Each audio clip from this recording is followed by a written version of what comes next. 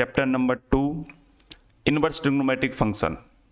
हम लोग last class में डिस्कस कर चुके हैं डोमेन और रेंज इनवर्स ट्रिग्नोमेट्रिक फंक्शन के। आज हम लोग एक्सरसाइज 2.1 करेंगे, उसके कुछ क्वेश्चन करेंगे, फिर आने वाले टाइम में आगे के क्वेश्चन कर लेंगे। ठीक है, तो आज हम लोग डिस्कस करेंगे कि प्रिंसिपल वैल्यू क्या होती है। प्रिंसिपल वैल्यू क्या होती है, पहले तो इसको समझेंगे, फिर इसके बाद में क्वेश्चन में पढ़ेंगे। देखिए, प्रिंसिपल वैल्यू निकालने के लिए आपको डोमेन और रेंज आने चाहिए इनवर्स ट्रिग्नोमेट्रिक फंक्शन के।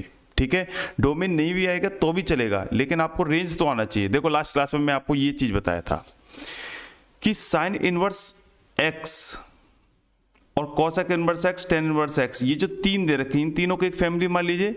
इनकी जो रेंजेस होती है वो कहां से कहां तक होती है, -π/2 से लेके π/2, और इसका जो होता है -π/2 से π/2 क्लोज ब्रैकेट लेकिन 0 पर डिफाइन नहीं होता है। Cos inverse x, tan inverse x की -π/2 से लेके π/2 होती है, और -π/2 पर और π/2 पर ये ओपन है, क्योंकि π/2 पर 10 आप लोगों का डिफाइन नहीं होता है। Cos inverse x, sec inverse x, cot inverse x, इन तीनों को एक मान लीजिए। जब एक मान लेंगे इनको, तो इनका 0 से लेके पाई के बीच में क्या होता है, आपका कॉस इनवर्स एक्स होता है। सेक इनवर्स एक्स जो होता है 0 से लेके पाई, लेकिन π/2 पर ये डिफाइन नहीं है सेक इनवर्स एक्स। ठीक है, और ये आप लोगों को दे रखा कॉट इनवर्स एक्स 0 से लेके पाई तक। अगर आपको इनवर्स ट्रिग्नोमेट्रिक फंक्शन की रेंज याद है तो आप आसानी से एक्सरसाइज 2.1 बहुत इजी तरीके से कर सकते हैं। चलिए आगे बढ़ते हैं हम लोग। एक्सरसाइज 2.1 क्या कह रहा है, find the principal values of the following. आपको क्वेश्चन दे रखे हैं 10। तो पहला क्वेश्चन क्या है आप लोगों का, मैं लिख देता हूं यहां पर। पहला क्वेश्चन आप लोगों का है साइन इनवर्स -1/2। इसकी आपको प्रिंसिपल वैल्यू निकाल के लानी है। तो आपको क्या करना है, यहां पर लेट कर लीजिए इसको। y इज टू में क्या आएगा, साइन इनवर्स -1/2। ठीक है, तो अब एक्चुअल में इसको पढ़ना कैसे है, पहले तो ये समझो। इसको पढ़ेंगे कैसे कि साइन की वैल्यू कब 1/2 होती है, आपको वो बताना। मैं इसके दो मेथड बताया था, और आपको जो बोर्ड में करके आना वो मेथड वो यही है जिससे मैं अब कराऊंगा। तो y इज टू लिखिए आप साइन इनवर्स। अब आपको ये पता करना है कि साइन की वैल्यू 1/2 कब होती है। आपको पता है साइन π/6 जो होता है वो क्या होता है, 1/2 होता है। तो आप लोगों को ये तो पता ही है।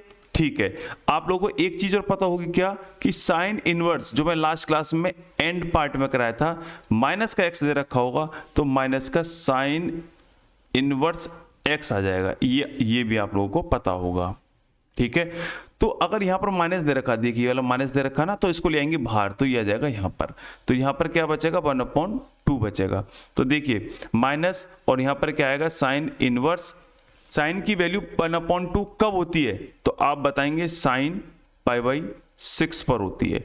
तो देखिए यहां पर इसको काटना नहीं है, मैं ऑलरेडी बता चुका हूं, यहां पर काटना नहीं है, ये कैंसिल नहीं होंगे, इसका अलग तरीका कैंसिल करने का।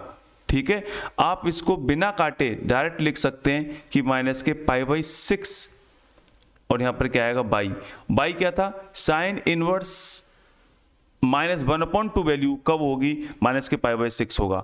अब एक बताइए इसकी प्रिंसिपल वैल्यू क्या हो सकती है, रेंज क्या है इसकी, ये बताइए। साइन इनवर्स -1/2 की रेंज क्या है, आप ये बताइए। तो आप बताएंगे -π/2 से π/2 तक और क्लोज इंटरवल। क्या ये वैल्यू माइनस के π/6 इसके बीच में लाई करती है, बिल्कुल लाई करती है। तो इसका मतलब ये आंसर बिल्कुल सही है। बढ़ते हैं क्वेश्चन नंबर 2 की तरफ। 2 क्या कह रहा है आप लोगों का, कि कॉस इनवर्स √3/2 क्या करेंगे, इसको बराबर में क्या मानेंगे, बाई कॉस इनवर्स। अब देखो इसमें अंदर माइनस का तो है नहीं, तो इसको डायरेक्ट करेंगे। तो 3/2 √3/2 कॉस की वैल्यू कब होती है, तो आप बताएंगे कॉस π/6 पर होती है। बराबर में लिख लो भाई, कॉस से कॉस हट जाएगा तो आंसर क्या जाएगा, π/6 बराबर में आएगा बाई। तो π/6 लाई करती है नहीं करती है वैल्यू, 0 से लेके पाई के बीच में इसकी रेंज होती है कि 0 से लेके पाई/6 लाई करती नहीं करती, चेक कर लो। देखो 0 पाई का मतलब 180, पाई/6 का मतलब 30 डिग्री। क्या 30 डिग्री 0 और 180 के बीच में लाई नहीं करेगी? बिल्कुल करेगी। ये आंसर बिल्कुल सही है आप लोगों का। बढ़ते हैं क्वेश्चन नंबर 3 की तरफ, इसको हटा देता हूं मैं। क्वेश्चन नंबर 3 क्या कह रहा है? कॉसेक इनवर्स 2, ठीक है, कोई दिक्कत नहीं है, आप लेट कर लो इसको किसके बराबर? बाई के बराबर। क्या करेंगे? कॉसेक इनवर्स, अब 2, कॉस की वैल्यू 2 कहां पर होती है? तो आप बताएंगे कॉसेक पाई/6 पर होती है, और बराबर में क्या कर देंगे? बाई कॉसेक इनवर्स से कॉसेक हट जाएगा और आपका जो उत्तर आ जाएगा पाई/6 आ जाएगा। ठीक है, अगर आपको ये चेक करना है कि कॉसेक इनवर्स 2 की वैल्यू पाई/6 हो सकती है नहीं हो सकती है, आप अगेन जाइए इस पर।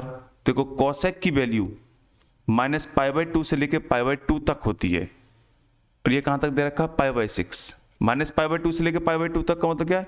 -90 से लेके 90 तक, बस 0 डिग्री इसमें हटा दीजिए। अब ये पाई/6 क्या होता है?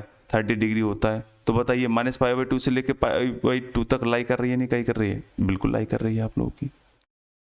ठीक है, बस आपको चेक करना है कि ये रेंज में वैल्यू है या नहीं है। अगर रेंज में है तो आपका आंसर यही होगा। 4th पार्ट पर बढ़ते हैं आपके। 4th पार्ट क्या कह रहा है? tan इनवर्स -√3, इसको क्या मानेंगे आप लोग? बाई मान लेंगे। ठीक है, तो tan इनवर्स, मैं यहां पर एक चीज बता देता हूं आप लोगों को। tan इनवर्स -x जो होता है वो आप लोगों का माइनस का tan इनवर्स x होता है, ये आपको लगाना पड़ेगा। ठीक है, तो कैसे करेंगे इसको? तो ये माइनस बाहर आ जाएगा, अंदर क्या बचेगा? tan इनवर्स √3 बचेगा, और बराबर में क्या माना आप लोगों ने? By minus tan inverse √3। tan की वैल्यू कब होती है ये बताइए? आप बोलेंगे tan पाई/3, 60 पर होती है ना, तो पाई/3 हो गया। बाई tan से tan हट गया, क्या बचा आप लोगों का? माइनस का पाई/3, बराबर में क्या आएगा? बाई। तो माइनस के पाई/3 जैसे ही आया बाई की वैल्यू, तो tan इनवर्स कहां से कहां तक लाई करता है? तो आप बोलेंगे -पाई/2 से लेके पाई/2 तक, और पाई/2 पर ये डिफाइन नहीं होता है, माइनस पे भी डिफाइन नहीं होता और प्लस वाले पे भी डिफाइन नहीं होता, 90 पर। क्लियर? क्वेश्चन नंबर 4 तक समझ में आ गया होगा, बहुत इजी है। बढ़ते हैं नेक्स्ट क्वेश्चन की तरफ। क्वेश्चन नंबर 5, कॉस इनवर्स -1/2 बराबर में क्या मानेंगे? इसके बाई मान लेंगे। अब ये माइनस का दे रखा है, मैं आपको बता चुका हूं कि कॉस इनवर्स -x होगा, तो उसका आंसर क्या होगा? Pi minus cos inverse x होगा। अगर कॉस के साथ में, कॉस इनवर्स के साथ में अगर एंगल आप लोगों को नेगेटिव दे रखा है, तो क्या करेंगे? पाई में से उसको माइनस कर देंगे। तो यहां पर क्या लिखेंगे? पाई माइनस कॉस इनवर्स, यहां पर क्या बचेगा? 1/2 बराबर में क्या होगा? By pi minus cos inverse. 1/2 cos की वैल्यू कब होती है? आप बताएंगे कॉस पाई/3 पर होती है। ठीक है, और बराबर में क्या आ गया? बाई। यहां पर कॉस से कॉस हट जाएगा, बचेगा क्या? पाई माइनस पाई/3 बराबर में बाई। इसको सॉल्व करेंगे तो यहां पर क्या आएगा? 3 पाई माइनस के पाई अपॉन में कितना आएगा? 3 बराबर में आएगा बाई। तो यहां पर क्या बचा? 2 पाई/3। 6 की तरफ बढ़ते हैं। 6 क्या कह रहा है? tan इनवर्स -1, इसको बराबर मानो बाई के। फिर से एक बार बता देता हूं, tan इनवर्स -x बराबर में होता माइनस का tan इनवर्स x। तो यहां पर क्या आएगा? माइनस के tan इनवर्स, यहां पर आएगा 1 बराबर में कितना आएगा? बाई माइनस tan इनवर्स 1 कब होता है? 10 पाई बाई 4 पर होता है, बराबर में कितना आएगा बाई। तो 10 से 10 हट गया तो माइनस का पाई बाई 4 बचा बाई का वैल्यू। ठीक है, क्वेश्चन नंबर 6 तक आपके कंप्लीट हो चुके हैं। आइए बढ़ते हैं नेक्स्ट क्वेश्चन पर। क्वेश्चन नंबर 7, सेक इनवर्स 2/√3 बराबर में बाई।